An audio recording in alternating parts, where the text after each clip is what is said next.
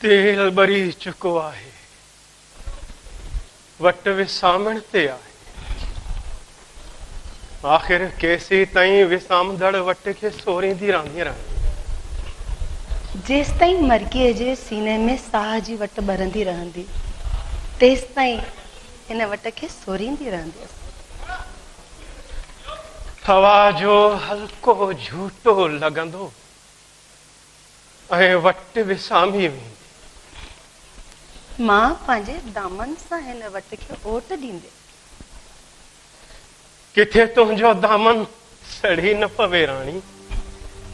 दामन सड़ियो ता का परवाह नाहे, मथे तां गंदी त न लहंदी। जे अव्हां के कुछ थी वियो त मां त मथे उगाड़ी थी पवंदसि। मौत मेणो नाहे राणी, जिंदगी जी हर वाट कबर ते थी खुटे। असांजी जिंदगी जी वाट भी अची खुटी आहे। पसाह पूरा थिया आहिनि। घड़ी घड़ी जण मौत जी विख आहे ऐं मौत विखो खणंदो असां ॾांहुं ईंदो थो वञे। अहिड़ा वेहण वाता न कढो, चल अमी चेहरा जुड़िया हुजो।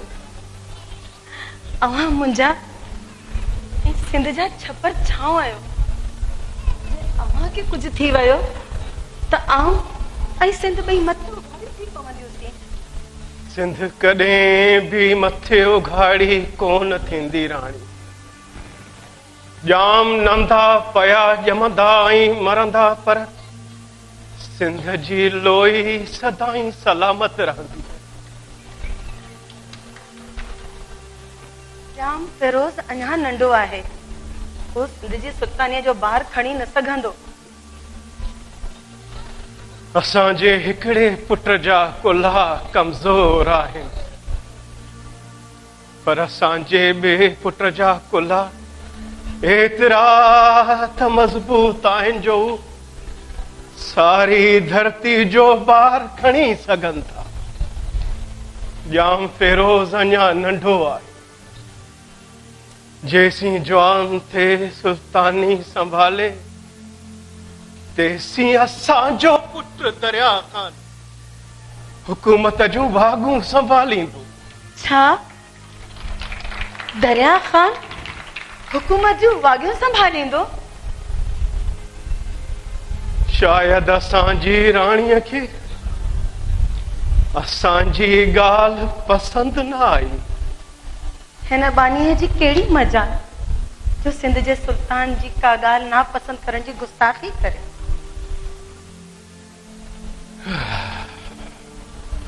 असांजी राणी जी ॻाल्हियुनि मां नाराज़गी थी बखे। राणी मरकी, असीं सिंध जे सुल्तान जी हैसियत सां न, पर जिंदगी जे साथी जी हैसियत सां सलाह करे रहिया आहियूं।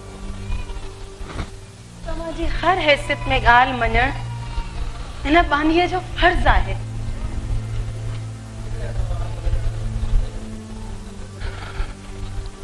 असांजी राणी जी दिल में का ॻाल्हि आहे जेका असांखे ॿुधाइण खां हॿके थी।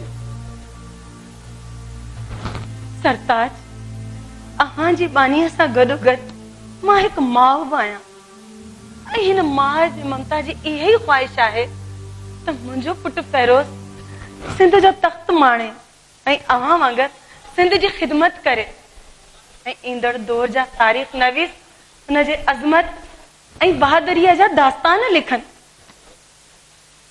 शायद असांजी राणीअ खे इहो डपु आहे त असां खां पोइ दरिया ख़ान तख़्त ते कब्ज़ो करे वेंदो। सरताज, तारीख़ शाहिद आहे त हिते तख़्त ऐं ताज लाइ भाउ जो रत वहायो आहे। पुट पंहिंजे पीउ खे कुटियो आहे, दरिया ख़ान त अञा बि धारियो आहे। राणी, तूं दरिया ख़ान खे धारियो चई असांखे ॾुख ॾेई रही आहीं। बानी माफ़ीअ जी तलबगार आहे।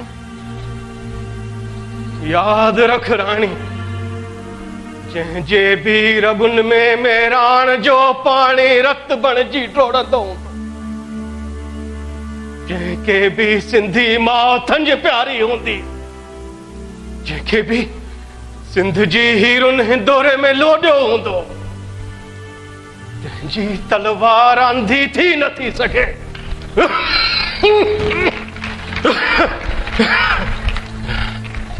सिंध वफा जो देस आहे, सिंध जफा जो जवाब बि वफा सां ॾींदी आहे। दरिया ख़ान खे सिंध जी कुख जनम ॾिनो आहे, हू कॾहिं बि बेवफाई करे नथो सघे। पानी बेहद राणी मरकी, असांखे तुंहिंजे मथां पूरो एतमाद आहे। तो असांजी कॾहिं बि का ॻाल्हि कोन टारी आहे। तो असांजे चवण ते पंहिंजे भाउ काहूअ जी मंग हेमूअ जो संग छॾाए पंहिंजे हथनि सां हेमू जो संग दरिया ख़ान खे ॾिनो। असीं तुंहिंजी उहा कुर्बानी कॾहिं बि विसारे नथा सघूं। तव्हांजो हर हुकुम मञण हिन बानीअ लाइ ऐन इबादत आहे।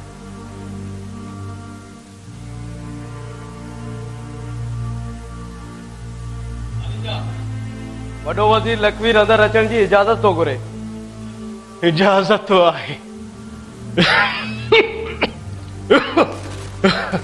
राणी जी हुज़ूर, असां वज़ीर लखवीर सां अकेलाई में ॻाल्हाइण था चाहियूं। जो हुकुम सरकार।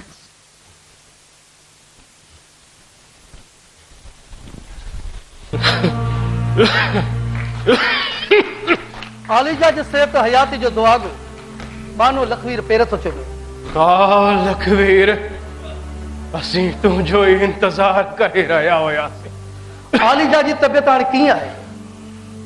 लखवीर, जिंदगी मौत खां हार खाईंदी थी वञे। चल अवां जे छट जी शाम सदाई हिन सिंध ते कायम ऐं दाइम रहे। आलिजा, लखवीर, असीं सल्तनत जे बारे में मालूम करण चाहियूं था। सल्तनत में हर तरफ सुख ही सुख आहे। सिंध, सूंह, सोभ्या, सराय में रखे आलम थी वई आहे। ठटे शहर में मदरसनि जो तइदाद 4000 ते पहुतो आहे। ठटे खां सवाइ बखर, सेवण, टल्टी, कुलान इल्म जा वॾा वॾा मर्कज़ थी विया आहिनि। खुरासान, ईरान, इराक मां वॾा वॾा आलम लॾे सिंध में अची रहिया आहिनि। आलिजा, आलमनि लाइ सिंध जूं सरहदूं ऐं हुनरमंदनि लाइ समन जे खज़ाननि जा दरवाज़ा हमेशा खुलियल आहिनि। हुनरमंदनि जो तइदाद ॾींहों ॾींहुं वधंदो थो वञे। आलिजा, देसी माल त मासूल माफ़ करे छॾियो आहे। इन करे लाहौरी बदर ते जहाज़नि जूं कतारूं बीठियूं, जिन मां माल लाथो ऐं चाढ़ियो वञे थो। ॿाहिरनि मंडियुनि मिलण करे हुनरमंद नित नई एजादूं कंदा रहनि था। लखवीर, असीं ॿुधो आहे त बखर जे हाकिम दिलशाद उच परगणे में फुरल टकई आहे। मूं बि इहो ई ॿुधो आहे। आलिजा, दिलशाद खे इहा जुर्रत कीअं थी जो हुन पाड़े सिरियन जूं सरहदूं लताड़े हुननि खे फुरियो ई लुटियो।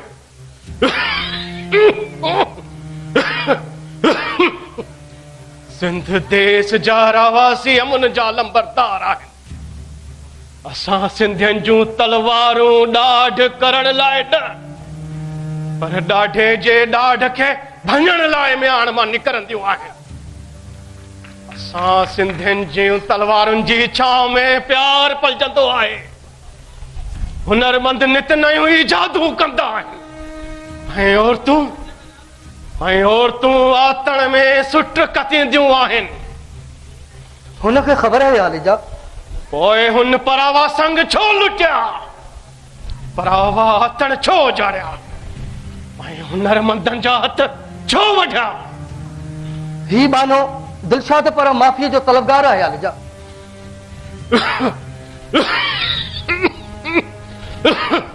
लखवीर, असी फोरू लुटेरा ऐं गासिब नायूं। असी फोरुन लुटेरन ऐं गासिबन लाइ मौत आयूं। सिंध धरतीअ जे सीने ते झूमंदड़ सोनन संगन, सिंध धरतीअ जे कुआरे जोबन ऐं मेहरान में वहंदड़ पघरियल सोन तहरीक जी होरुन हमेशा सिंध खे फुरियो आहे। लुटेरन सिंध खे लुटियो आहे ऐं गासिबन सिंध जी आज़ादीअ खे गसब कयो आहे।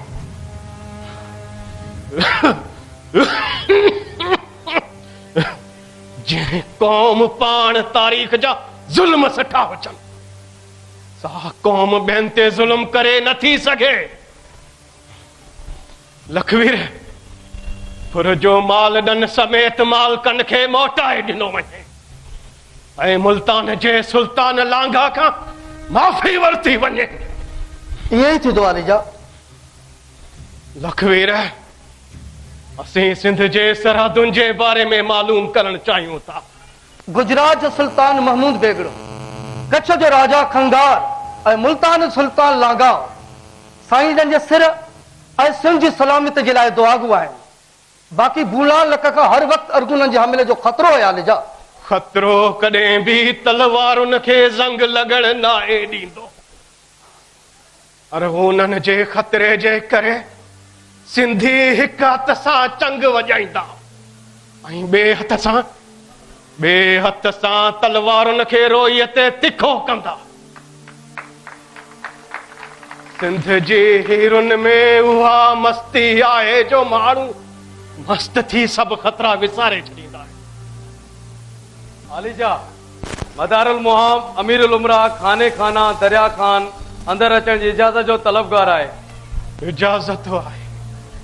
लखवीर जी आलीजा। तूं वञी सघीं थो।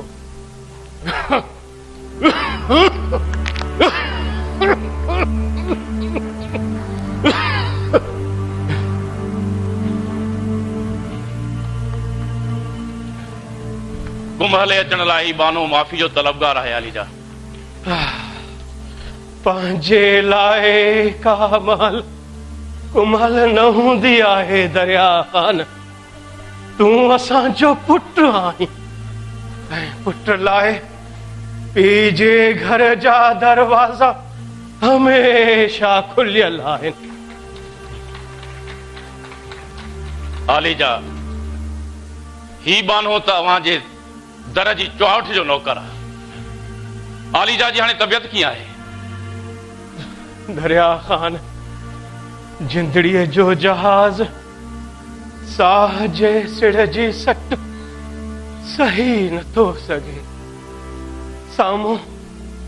साम्हूं किनारो पियो नज़र अचे ऐं हर मुसाफ़िर खे उन किनारे ते लहणो आहे। दरिया खान, असांजे लहण जी वेल बि वरण वारी आहे।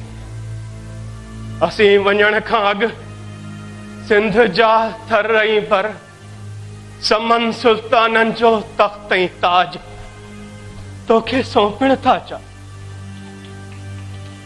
जाम फेरोज़ अञा नंढो आहे। असांखे डपु आहे त किथे हू ग़लत सोबत में अची सिंध लाइ को ग़लत कदम न खणी वे। असीं जाम फेरोज़ के तुंहिंजे सुपर्द था कयूं। असीं सिंध जूं बनियूं ऐं वनियूं तुंहिंजे सवाले था कयूं। आलीजा, अव्हांजो सिर सदा सलामत रहे। ही बानो पंहिंजी रत जो आख़िरी फुड़ो बि सिंध जी बनिन वनिन लाइ वाही। दरिया खान, असांखे तो मां इहा ई उम्मीद आहे। आलीजा, मूं हिकिड़ी अहम ख़बर आंदी आहे। दरिया खान, असीं उहा अहम ख़बर ॿुधण था चाहियूं। आलीजा, चांडका परगणे खां पैगामी आयो हो।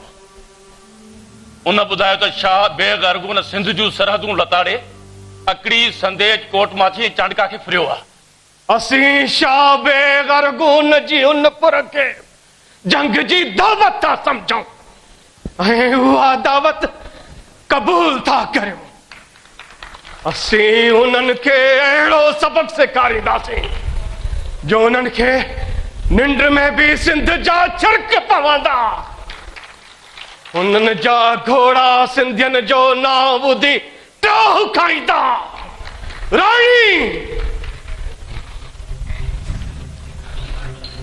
असांखे समन जे सुल्तान जा मुनण वारी तलवार ॾिनी वञे, जंहिं तलवार सां जा मुनण मलक रतन खे कोई समन जी सुल्तानीअ जो पायो विधो, जंहिं तलवार जी दहशत खां मोहम्मद तुगलक जो हियां फाटी पियो, जंहिं तलवार जे खौफ खां फेरोज शाह तुगलक जाम बंबे के अमन जी आच कई। तव्हांजी तबियत अलील आहे, तव्हां मैदान जंग में कीअं वेंदो? असांजी तबियत अलील आहे पर असांजी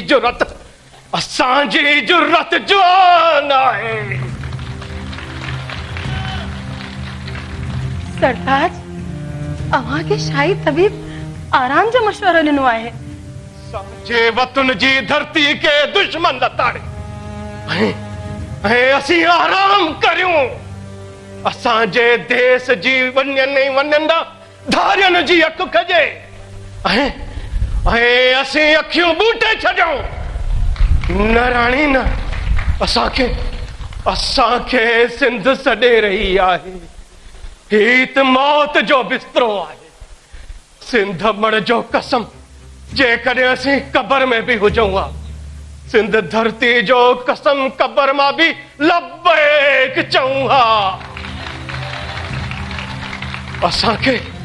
असांखे तलवार ॾिनी वञे जो कुदरत असांखे पलंग जे मौत खां मैदान जंग जो मनाए तो मौत ॾियण थी चाहे। जेको हुकुम सरताज। आलीजा, अवाम जे कमज़ोर कुल्हनि ते समन सुल्ताननि जे ताज तख़्त जो ॿार रखियो आहे। इन ॿार खणण खां मां हिकिड़ो अर्ज़ु करणु थो चाहियां। दरिया ख़ान, जेकॾहिं तूं असांखे मैदान जंग में वञण खां रोकण थो चाहीं, पोइ असीं तुंहिंजो अर्ज़ु ॿुधण नथा चाहियूं। आलीजा, मां हिन नथनि खे आज़माइण थो चाहियां त हिन नथनि में समन सुल्ताननि जी तलवार खणण ऐं सिंध जी हिफ़ाज़त करण जी ताक़त आहे या न।